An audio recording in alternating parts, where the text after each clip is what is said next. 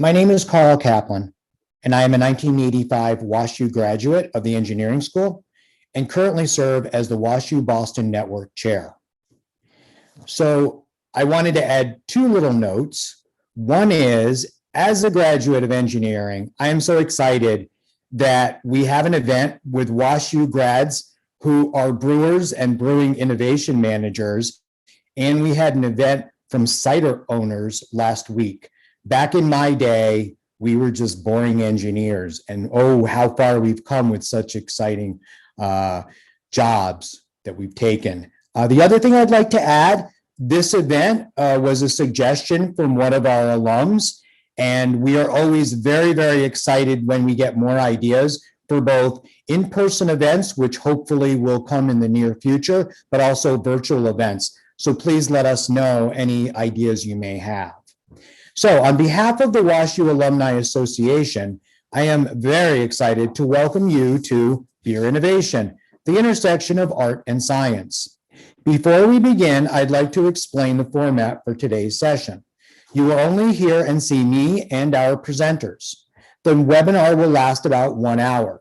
Following the discussion, we will have time for questions. We encourage you to participate by asking questions at any time by typing in the Q&A box. Thank you to all of you who have already submitted questions via our registration. During the Q&A session, we'll get to as many questions as we can. The webinar is being recorded and will be posted on the Alumni Association YouTube channel following the event. Now, it is my pleasure to introduce and welcome Ray Earhart. In 1995, Ray Earhart joined Washington University as the deputy director of the EPRI, Electric Power Research Institute, Community Environmental Center. The EPRI Center managed a national research program to further the development of technical solutions and energy management principles affecting drinking water and wastewater facilities in the U.S. and abroad. He continues to conduct collaborative studies with government agencies, electric utilities, and private engineering companies, bridging the gap from basic research to practical applications for environmental solutions. His previous positions included wastewater facility design and permit approvals at the Illinois EPA and working as the environmental manager at a major manufacturing industry. Please join me in welcoming Ray Earhart. Thank you, Carl. I'm really pleased to be part of the discussion today about beer innovation and look forward to talking to our panelists about the art and science that goes into brewing. First, let me share a bit about our fellow panelists, Shelley Smith and Aaron Bottens. Shelley Smith joined the Boston Beer Company in 2013 and is the Brewing Innovation Manager, where she manages the Samuel Adams tap rooms in Boston and Cincinnati. She is an advanced cicerone with over 15 years of experience in the beer industry. Shelley holds a degree in chemical engineering from Iowa State University and an MBA from Washington University in St. Louis. In her spare time, she enjoys staying active through running, cycling, international travel, attending sporting events, and of course, trying out new beers. Aaron Bottens joined the Boston Beer Company as a co-op in 2012, returning full-time in 2013 after graduating from Oregon State University with a degree in food science and fermentation technology and a minor in chemistry. During Aaron's career at Boston Beer, he has led the charge on commissioning their nano brewery, recipe formulation and innovation, and research initiatives for new malt and hop varieties. Currently, Aaron manages a team of incredibly talented brewers at the Samuel Adams Boston Brewery who focus on R&D of styles for national releases, as well as draft and can releases for their local tap rooms. In his spare time, he enjoys running, baking bread, attending concerts, and checking their new breweries. Shelley and Aaron, welcome. Good to see you. Let's begin by having our panelists telling us a little bit more about themselves and their brewing background. Shelley, let's go ahead and start with you. Sure. Thanks so much for having me. Really excited about today. So yeah, I graduated from Iowa State, as you mentioned. I went right into the brewing industry. which is a great place to be. I started at Anheuser-Busch in St. Louis. I worked there for about 7 years, and then ended up coming to Boston Beer Company about 8 years ago. I've been here in Boston ever since, working both at our brewery and then now managing our tap rooms. And it's great. I absolutely love the beer industry. It's a lot of fun and really enjoy what I do and the people that I work with. All right, thanks. Aaron? Yeah, so I had a little bit different start to the brewing industry. I was a machinist for 5 or 6 years, and eventually went back to school for brewing. I had been homebrewing at the time and thought I'd always enjoyed science and like this might be a really cool avenue to pursue. I grew up in Oregon, and beer is a really big part of life out there, so it was always around me growing up.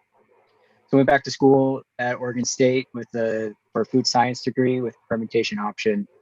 I did quite a few internships in the Oregon area at some popular breweries like the Chutes or the Pelican, and then was able to come here during my senior year and here as in Boston Beer at the Samuel Labs Brewery, and spent about 6 months here, learned the ropes, went back, graduated, and have been here full time ever since. Haven't looked back. Right. Okay, interesting. So one of the questions is, when you first became interested in brewing, it sounds like you both had maybe a couple different paths. Aaron, you started home brewing, it sounded like, right? Yeah. How did you get interested in brewing at first? Well, again, like being in Portland, or growing up in Oregon, like brewing is big there. Like you can't go a block without running into a brewery, basically. So, home brewing is a hobby of a lot of people out there, and it always sounded like fun. And I actually wasn't a big beer drinker until I was well into my 20s, and it's just kind of felt like a good hobby to try. And so for Christmas, I got a homebrew kit one year for my parents, and just the rest is That's it. The rest is history. Yeah, good. And Shelley, you had a little bit different approach. You started with an engineering background, you got into business? I did, yeah. So to be honest, when I went into chemical engineering, I was really planning to go into more of the biomedical field. Was really interested in kind of the medicine side of things. And then I went to the career fair at Iowa State, which they have a huge engineering school and a huge engineering career fair. And so there were a number of companies there. And while there, talked to a few beer companies, and it honestly hadn't been on my radar before that. But then after talking with them, I thought, yeah, making beer, that sounds great. Let's do that. So really kind of took a complete shift in terms of what I originally intended to do with my degree. But, it definitely worked out. I am really happy this is where I've ended up. Right. Another question is, you said in your bio that you're an advanced cicerone. Can you talk what is a cicerone certification, and tell us a little bit about that? Yeah, sure. So the cicerone certification program, honestly, the easiest way to describe it is it's very similar to a wine sommelier, but on the beer side of things. So it's a test of beer knowledge, both in styles. There's tasting components. There's essays about brewing process. It's about kind of keeping and serving beer, so understanding draft systems, understanding how to serve a beer properly to a customer, understanding both the technical side of describing a beer, but also the consumer side. And so there's different levels to that certification process. There's 4 levels currently. So advanced cicerone is the 3rd level. There's, I think, somewhere in the neighborhood of 150 people with that certification. And then the final level would be a master cicerone, which currently there's only 19 in the world. So it's a pretty difficult exam to pass. The master level is a 2-day, 8-hour exam of tasting and oral exams from industry experts. It's something like 16 essays, 8 hours worth of essay writing. So it's a pretty intense exam. But I think, it's really great what the Cicerone program has done for the industry to help kind of, expand knowledge and teach people about different aspects of the beer business. Right. Any thoughts about going for the master? It's definitely on the radar. Okay. Yeah. There's how many in the world did you say? 15? For the master, there's 19. 19. Okay, great. So maybe I'll be number 20. Who knows? Fantastic. All right. So let's talk about a little bit about beer brewing. Let's talk about the ingredients in beer, basically the four main ingredients. We're talking about water, hops, barley, and yeast. And if you could talk about in your brewing process, how important those are and what do you do with those? So that might be you. So, you know, let's start with malt. Like that's one of the first ingredients that we use when it comes to the actual brewing process, outside of water. But malt could be barley, it could be wheat, it could be oats. We can take any of those grains and basically start the germination process and halt it. And this is all done by outside companies, by maltsters. And then it's supplied to us as this malted barley or malted wheat, malted grain, whatever we need to use. And so that grain is really the backbone of beer. Like if you don't have malt, you don't have beer. And that's basically what supplies all of our sugars for fermentation, which then gives us the alcohol, and it also creates CO2. And all of that action is done by yeast, where they actually eat those sugars and create the alcohol and the CO2. And you know, everybody knows what happens when you have alcohol. So you know, having some right now. And then the other ingredient that I haven't touched on is hops. So hops are they're kind of like the heart and soul. Like malt is the backbone. Hops are like the heart and soul of it. Like if you don't have hops, you can't have bitterness. And that's like in an IPA, that means you've used a lot of hops. If you're drinking a lager like Boston Lager, there's very soft bitterness, and that's from the type of hops that we've selected for that beer. And those are traditional German hops. You also get the aroma from hops, and a little bit of flavor too. So, you know, like a juicy New England IPA is full of like American hops that are full of like tropical passion fruit flavors and aromas, and that's how you really get those booming notes, is from those hops. Okay, so there's always new beers coming out. Where do you get your ideas for new beers, or where do these ideas come from for new styles or even types of beers that you produce? Yeah, I mean, honestly, they come from all over. A lot of them come from the brewers directly, you know, either things that they're interested in or thinking about ingredients that they want to play around with and how we can pull those different ingredients together to create new beer styles.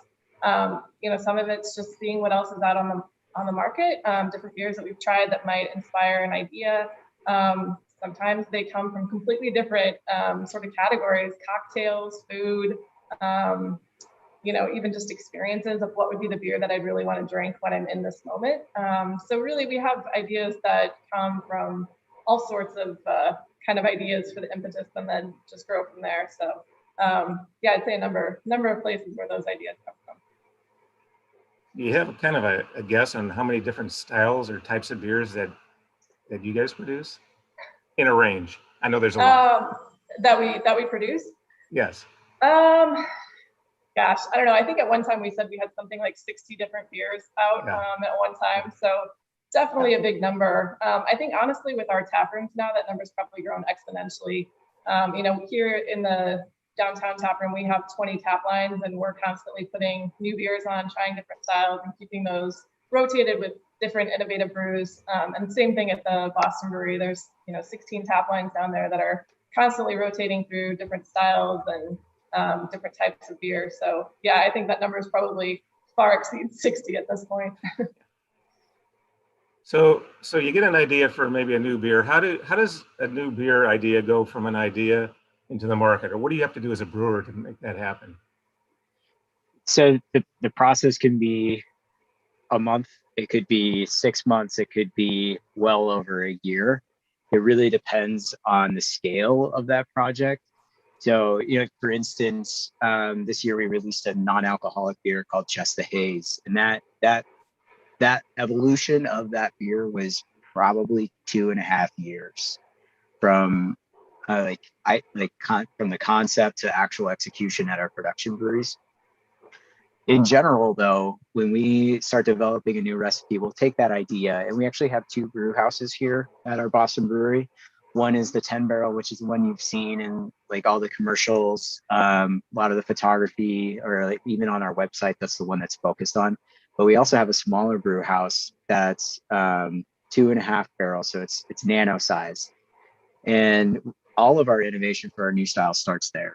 And the reason why we start on such a small scale is so that we, one, have less waste, and two, it's easier to split a smaller brew length, like 2.5 barrels, as opposed to 10 barrels, which is 4 times the size, into our small fermenters, and we can have the same fermented beer base, split across 4 tanks and use like different variables. So say like we want to do an IPA with 4 different kinds of dry hopping regime. So we'll put one of those variables in each tank so that we can taste out of each tank.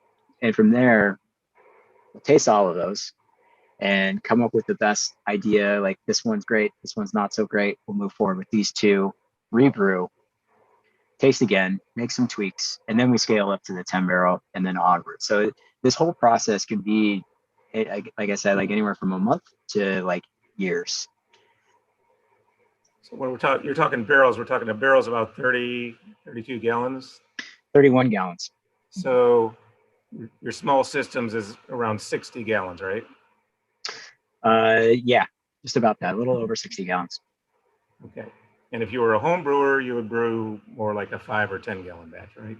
Yeah. We used to do all of our base R&D on a home brew system. So, and that was a lot of fun. That was my job.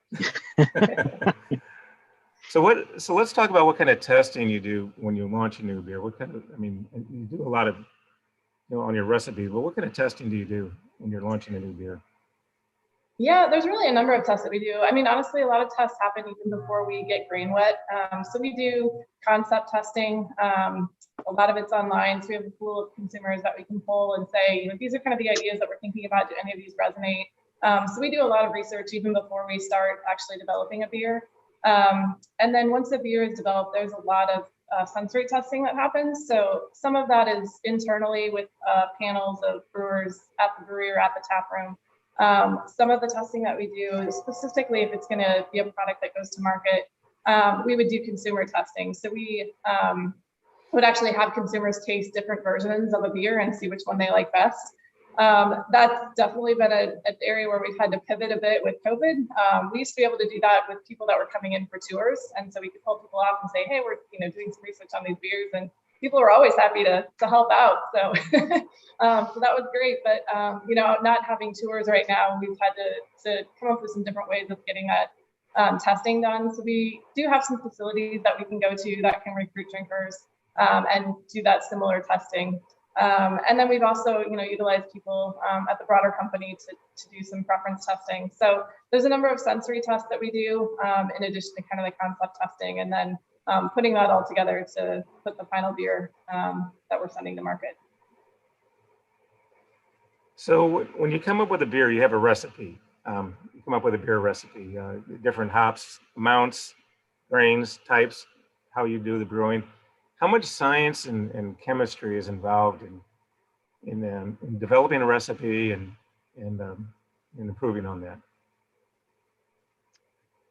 Yeah, it really depends. So the science part, the math, there's always math.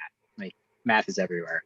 From like figuring out how much grain to use, how many hops we need to use. A lot of the science comes from once we start brewing that style consistently, and figuring out. So we have this base recipe. We know what it's supposed to taste like. How do we replicate that to be the same day in, day out? And a lot of that has to do on the back end when it comes to stability. So we have to think about how we treat our ingredients in the beginning during the brewing process to make sure that beer, that once it's inside that package, whether it be a bottle, a can, or a keg, stays the same once it leaves our brewery. And then on top of that, batch to batch consistency. So that's really where the science comes in, and that's the tough part. Yeah, and since our title talks about the intersection of art and science. It's kind of a follow-up question is, where does the art part come in? That's Shelley, the innovation. It's innovation. Yeah. Yeah, I think that's fair. You know, and I think it's about sort of sensory, and honestly, I think Jim would even say gut. You know, when we were tasting and kind of what do we feel is the right combination, the right blend, and you know, when we're doing those roundtable tastings and all talking and kind of feeding off each other and figuring out, okay, is this right? Do we need to try anything else? Should we enhance this? Should we look at going bigger on this ingredient? You know, there's no set answer for what the right kind of final blend is. So I think that's where the art comes in. Obviously, a lot of experience, especially, you know, Jim Cook is really great at driving innovation and kind of having the right sixth sense for what's going to hit the market and do well. But yeah, I think that's kind of where that meets. There's really no equation to say, yes, this is the right profile for this beer. It's really more of a kind of brewer knowledge and what do we think is kind of the best bet. Okay, so what would you say is one of the biggest challenges you have on transitioning a beer from when you're doing the development of the research on it into getting it into production? I guess like from our perspective here at the Boston Brew, we have to think forward. So when we're designing a recipe, we're somewhat limited in the ingredients that we can use on a large scale, like at our Pennsylvania or Cincinnati breweries. We're also not only like what ingredients we can use, but how, like, say malt comes to us in 55-pound bags, but it's not feasible for Pennsylvania to be manually unloading 855-pound bags multiple times a day. So we have to think about what kind of ingredients we use here and how that would eventually impact those breweries down the road. And that's not just malt; it's like every single ingredient that we use in our beers has to be considered in that way. Yeah, I think, you know, that just thinking about scale, we're going from essentially a 10-barrel brewery in Boston to 650 barrels in Pennsylvania. So unfortunately, it's not just a linear scale where we just multiply everything by, you know, 6.5 times and then you've got the new recipe. So I think, you know, there's a lot of kind of consideration and working jointly with production facilities on how do we scale up this recipe so that we'll get the same profile that we got during our research. Yeah, and luckily, you know, we have a pretty great team of engineers and brewers at our production breweries who can kind of help guide us in that. And we've had a lot of practice. You know, we've transitioned. I don't even know how many different styles in like the time that Shelley and I have been here to production, and we wouldn't be able to without them. So like it's really a big team effort. Yeah, absolutely. So Aaron, how do you keep, when you have a beer style, how do you keep that beer style consistent across different batches you make? When you brew different batches, it's still going to taste the same. How do you do that? So that's kind of where the science comes in. So we look at, like, every year we look at our malt specs. So, you know, like, I'll use summer ale as our example here. So beer is an agricultural product, so there's always going to be some sort of variance within your ingredients. So we will actually brew that here in our nano brewery every year with our new ingredients for that batch year, just to make sure that we're within like the lines of where summer ale should be. And we try to do that with every seasonal as if we can. But summer ale is always the one that gives us there's always a lot of opinions about summer ale. But you know, it's looking at the specs, it's looking at the ingredients, it's tasting, it's a little bit of gut feel in there. But at the end, you know, you have to remember that this is an agricultural product. There's going to be a little bit of variance, and how do you cope with that as a brewer and like try to get it within the numbers? And we'll do test batches here, and we'll do test batches at production in order to help kind of guide us through that every season.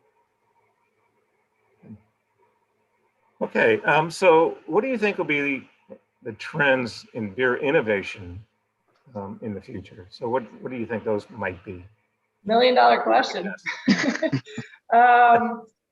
I think it's been crazy, but IPAs have been around for a long time, and yet they still continue to really dominate new beer styles and new releases. And it's definitely still one of the most popular styles that are out there. I think we've seen some innovation within IPAs. We've seen the milkshake IPA trend.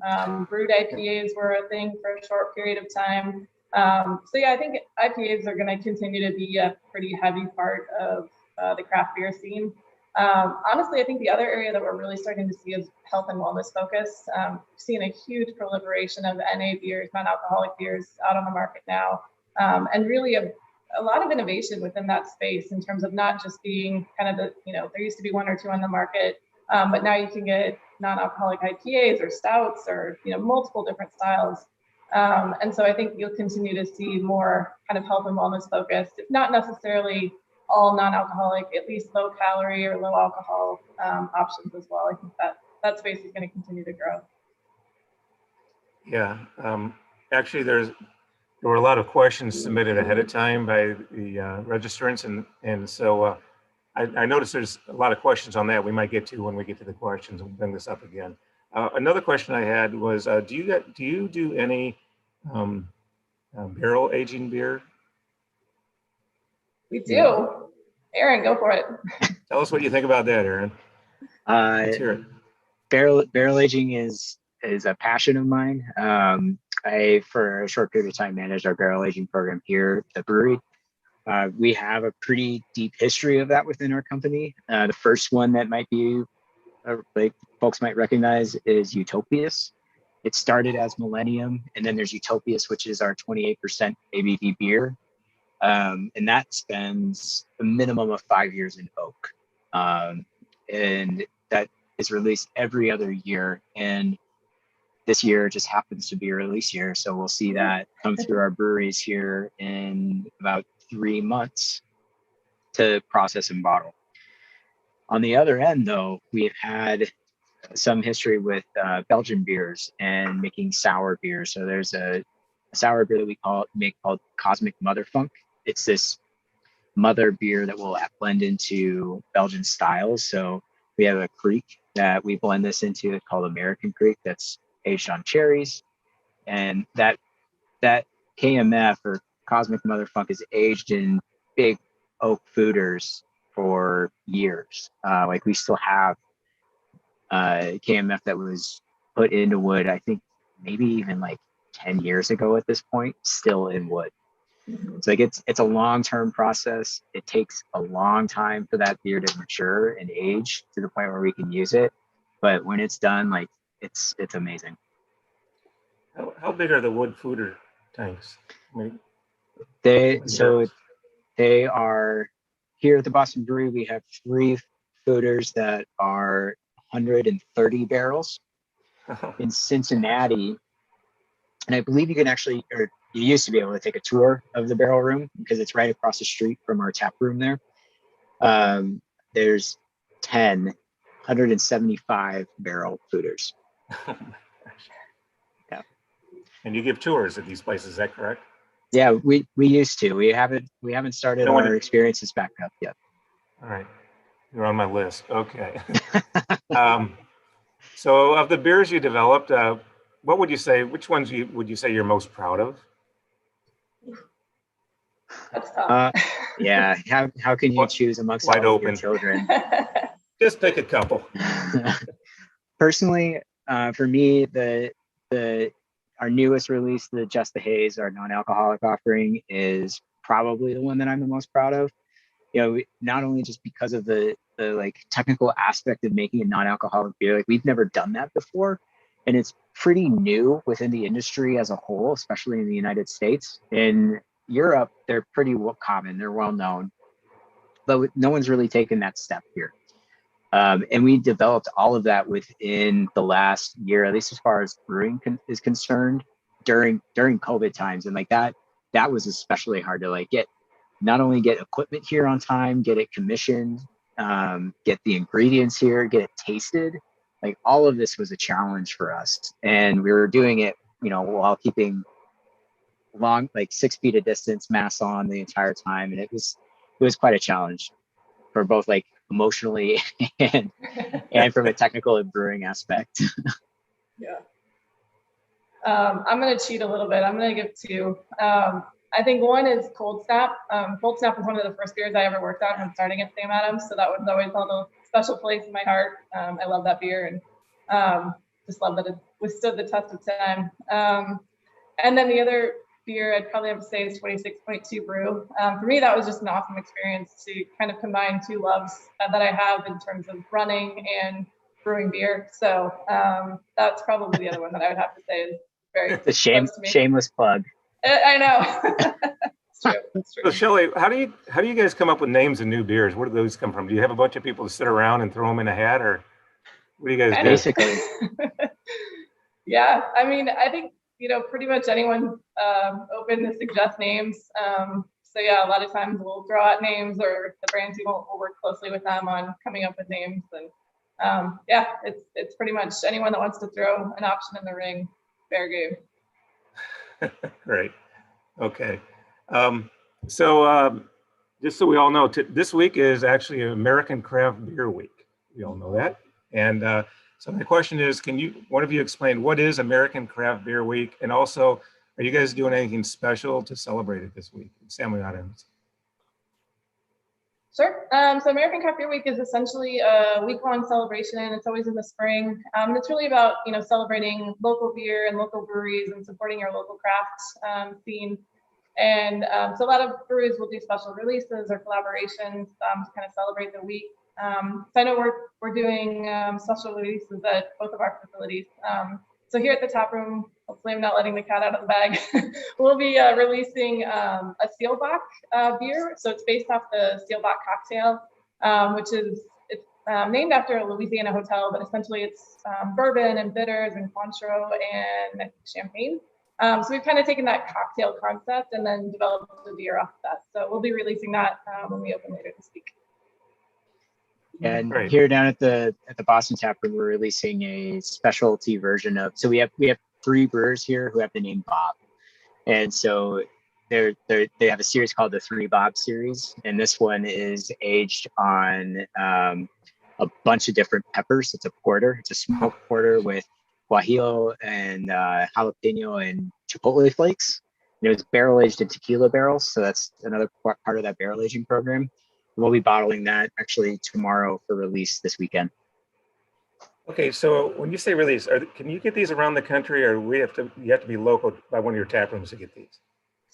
Yeah. Yeah, unfortunately, you have to be local.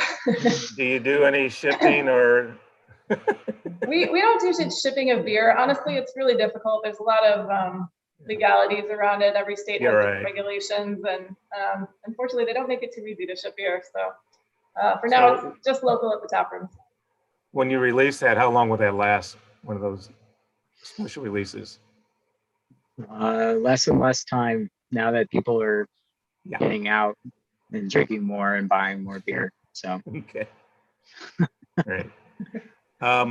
So and one more question here: do you ever do any collaboration beers with any other craft breweries? And if you do, kind of explain how you do that. Yeah. So go ahead. So we just did a collaboration here at the Boston Brewery and at the tap room. Actually, we worked with another brewery here in Boston called Lamplighter, and that was for a yearly cause that we brew for ALS. There's a what are they called? What's it called? Like a benefit. Yeah, nonprofit. That's exactly what I'm looking for. A nonprofit called Ales for ALS, and every year they release a new blend of hops specifically for ales for ALS, and breweries all over the United States will brew a beer with this hop blend, and part of the proceeds goes towards ALS research. And with Lamplighter, they have some old ties with Boston Beer through some of their employees. One of them, their head brewer there, is an old Boston Beer employee. He was a brewer down in our Pennsylvania brewery for a few years, and their director of marketing is the granddaughter of one of the Burks, and the Burke Distributing is a big name here in Boston. Like if you distribute beer within Metro Boston, you know the Burks, and they were one of our first wholesale accounts when we started back in the 80s. Yeah, and like 89 is when they really started taking us on. So we have a lot of history with them through both family and our work experience. So we made 3 different beers, all around an IPA, different hazy IPAs, and you can get those at our tap rooms right now. Great. Okay, so that's kind of the session I had with the questions, but I know we have a lot of questions from the registrants. I have quite a few that were submitted in advance. I want to kind of go over those. And then I think there's some being submitted now that I might try to locate here in a minute, but let me start with these first. So the first one is, what advice would you give to engineers who are looking to transition into a career, into this business, more into the business side of the world? In other words, how could they use their technical background and get into this business side? Shelley, that's kind of what you did. So maybe you can answer that. Mm-hmm. I'm sure Washi will love me saying this, but honestly, I found getting an MBA was hugely beneficial with that. Having the technical background was great, but for me, part of the reason I wanted to get an MBA was to really round out the business side of skills. So to me, I thought that was really, really helpful. I think, honestly, having the technical background, I think is always beneficial. I think Aaron would agree. Having that science base is huge. And then, you can build on that with kind of the business side of things. So, whether that's starting to take on more projects or if you're looking to change industries, any way that you can start to get experience before making that change is going to make you a stronger candidate. So, for people that are looking to get into the beer industry, no matter what state of their career, we always recommend, any experience you can get, whether that's, on the weekends or even just visiting craft breweries, talking to people that are working in the brewing industry, and really trying to understand what the business is all about is going to help make you a stronger candidate for that role when it comes up. So the follow-up question is, are you guys hiring? And if you are you hiring, graduate engineers? And what type of people are you looking for? We are hiring. We actually have open positions all over the country. We have a few other breweries, not only our Samuel Adams branded breweries, but we also have one in Los Angeles called Angel City. We have one in New York that's called Coney Island. And then we merged with Dogfish Head, I guess a couple of years ago now. So they have a brewery in both Rehoboth Beach, Delaware, and then down in Miami. It's actually just opening in a couple of weeks. It's very exciting. But yeah, so we have positions at all of those breweries, also our breweries in Pennsylvania and Cincinnati. But then we have a number of remote positions as well, both on the sales side of things, but also in other areas of the business as well. So definitely hiring and have positions all over the country. Okay, I want to get to this question because I have a lot of questions on the topic of non-alcoholic beers, and there's a lot of related questions here, but let me throw it out there. So the questions are around, with the innovation that takes place, what's the process for making a non-alcoholic beer? How do you do that in several forms? But what innovation has taken place in this area, and also kind of what do you feel about kind of this type of category and the growth in that area? So there's lots of questions about this. If you could just kind of talk about that area a little bit. So when you're looking at non-alcoholic beer, and I think the struggle with non-alcoholic beer is that like folks have this image of what beer is, and to make a good tasting beer without alcohol is actually quite challenging. It's amazing how much that alcohol acts as a solvent, and then like kind of broadens the view of what that matrix is and what you can and can't do. So in some ways, we're reinventing the wheel and how we're making beer. There's a couple different popular methods on how to do it. One is by limiting the fermentation. So instead of having a beer that was fermented to 5%, you're now only fermenting to that 0.5% limit. There's a way to dealkalize the beer, and that's basically a vacuum distillation. So engineers probably familiar with that. And there's also a way to just, you could do both. You could blend those two together, or you could also add flavors to help mask any sort of weird fermented noise in there. So there's a lot of different ways. It really depends on what you want and what your brewery is capable of, and especially from a capital perspective, because it's not cheap to buy a lot of this equipment. So that's the development side. There's another part to that question too, isn't there? So do you see that area growing? And Definitely. okay. Definitely, especially in like Massachusetts alone.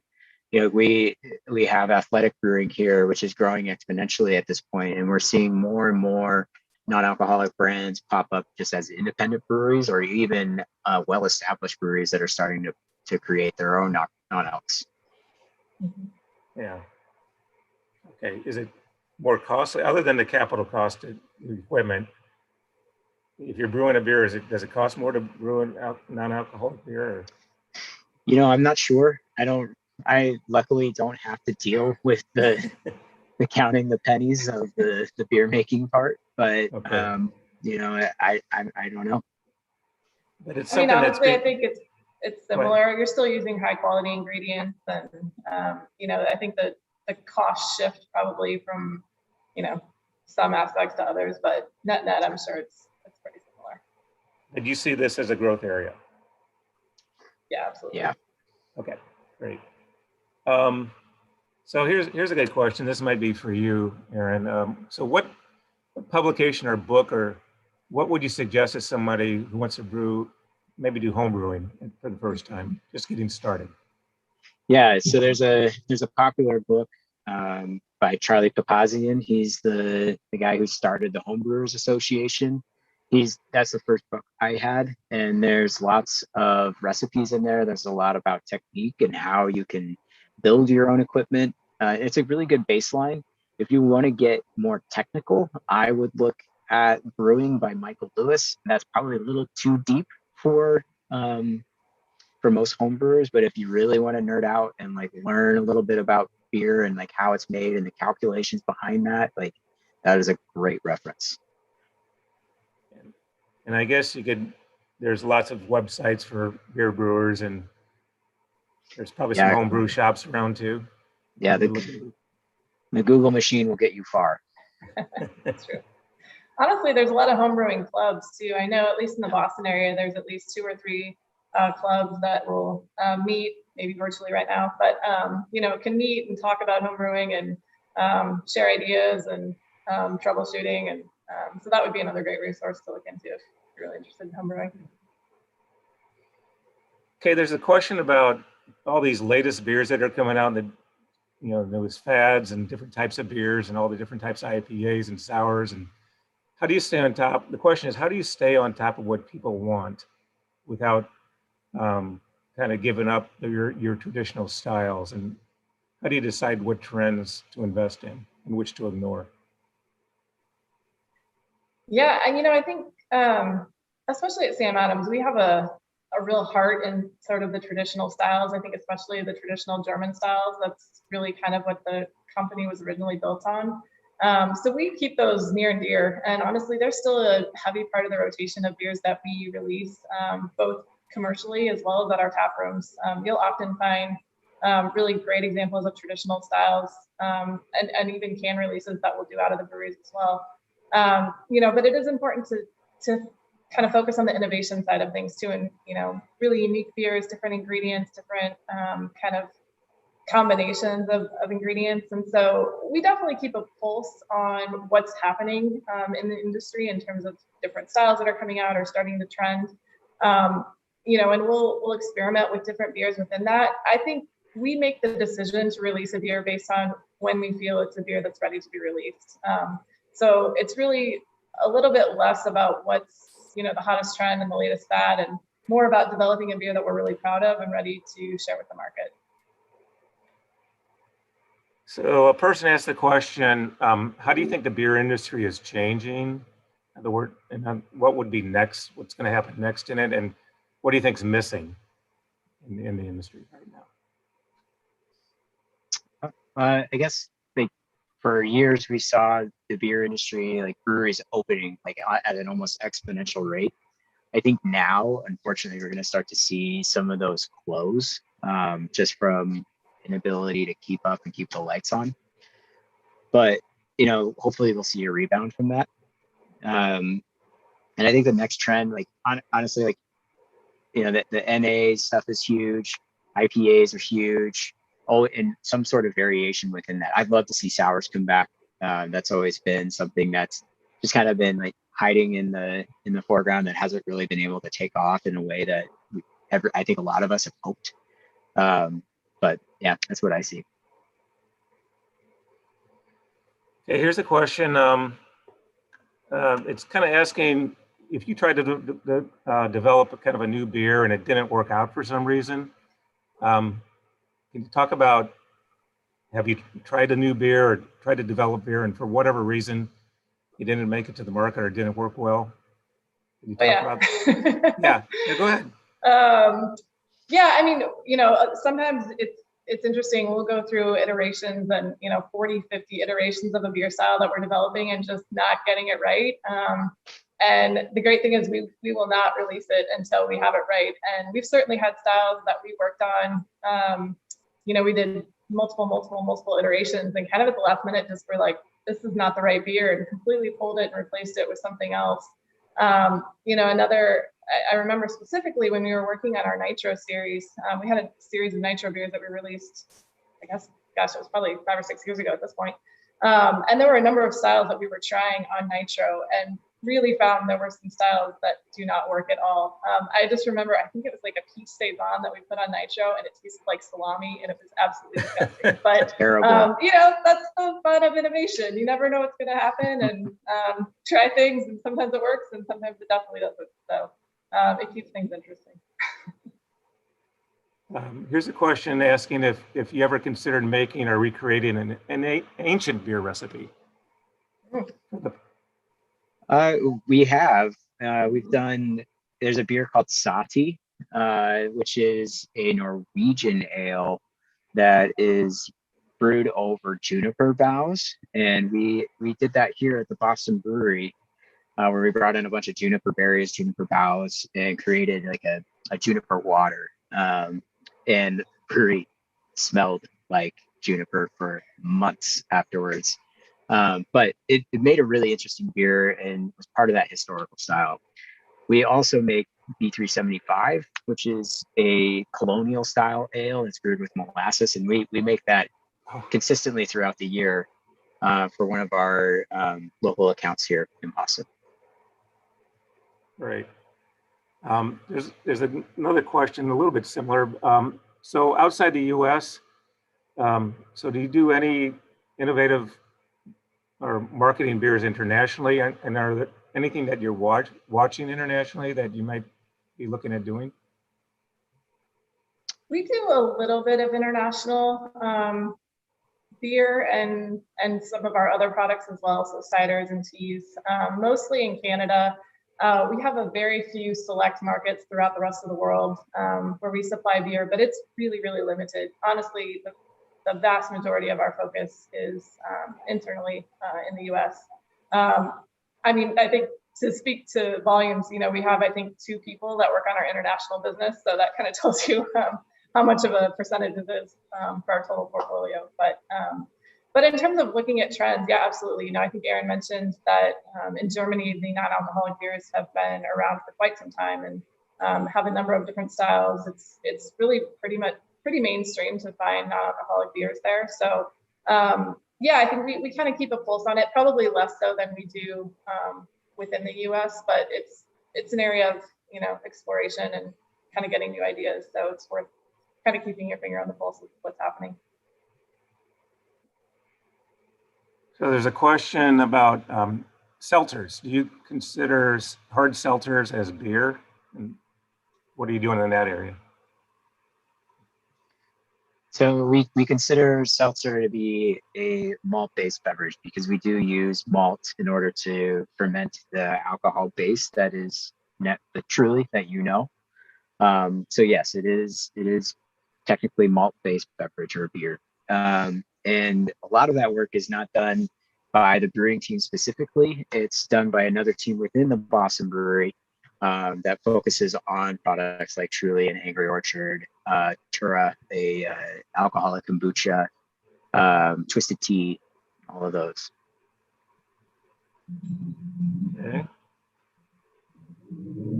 So there's a question about innovation, but it's kind of focused more about maybe changing on what you're doing in the areas of sustainability and wellness, and what's your company's response to that, and what's your long-term strategy also?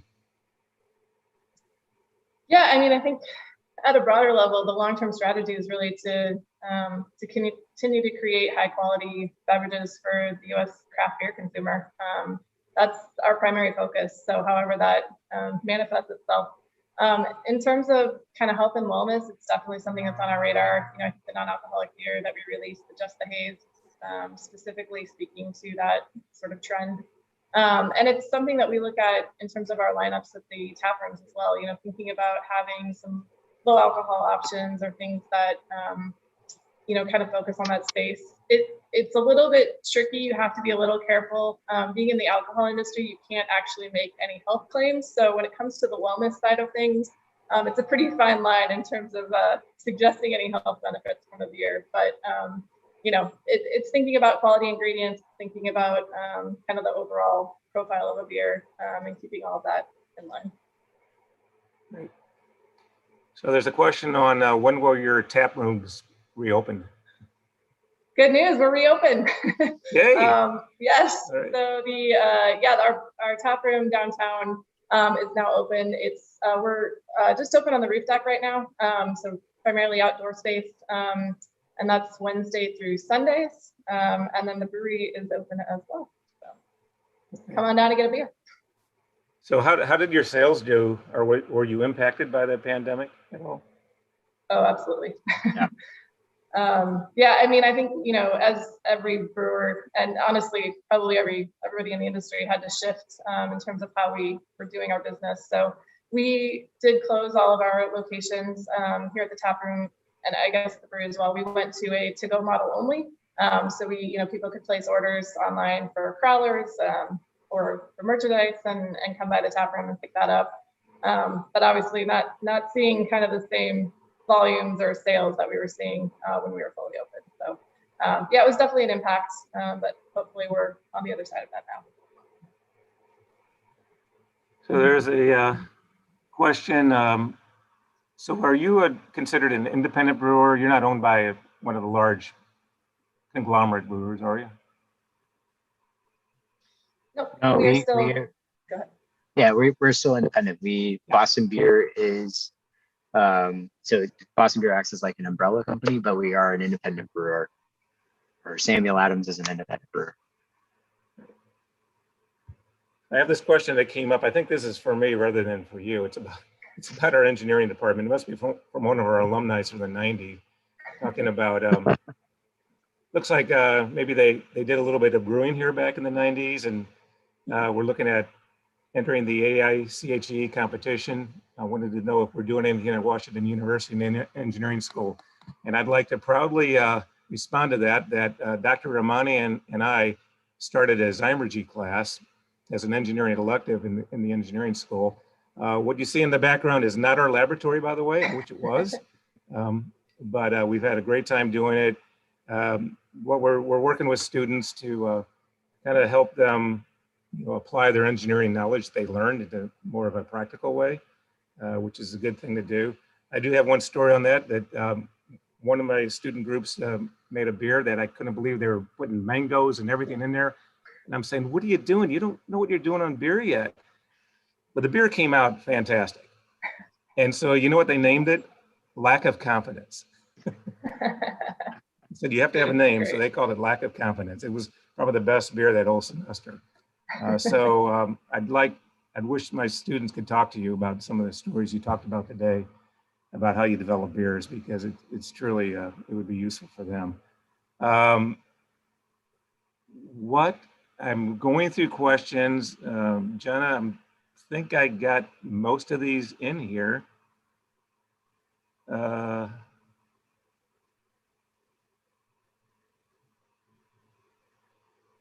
Yeah. I apologize if I missed any questions. Here's one. What's new from Sam Adams, or what should we look forward to from your company? That's a great question. We will continue to make our seasonals as we have in the past. We're always looking to innovate within this hazy category. We have our Wicked Hazy line, which is like a New England style IPA. We just released a double Wicked Hazy. And then we also have Wicked Easy, which is a lighter, almost like a lager type hazy. Thank you, Shelley. Mhm. But really the main innovations that we do, I would go to our tap rooms and start looking for those, because that's really where you're going to see the biggest variation within the Sam brand is on those draft lines. Right.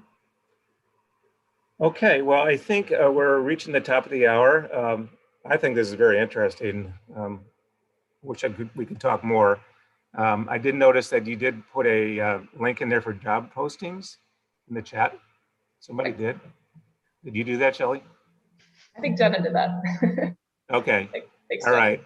And also, there's probably in the chat some closing remarks from Suzanne, and there's a link there from our alumni development. So please look at that. Shelley and Aaron, I really want to thank you for participating today in this event about the art and science of brewing and how Sam Adams brings new beers to life. It was really great. Thanks. We look forward to seeing all of you join us today for future programs. There's a link, as I said, in the chat. Stay tuned for upcoming events. I think there's a event calendar in there from the WashU Alumni Association. So to everybody today, thank you and have a great day and enjoy American Craft Brewing Week. Great. Thank you.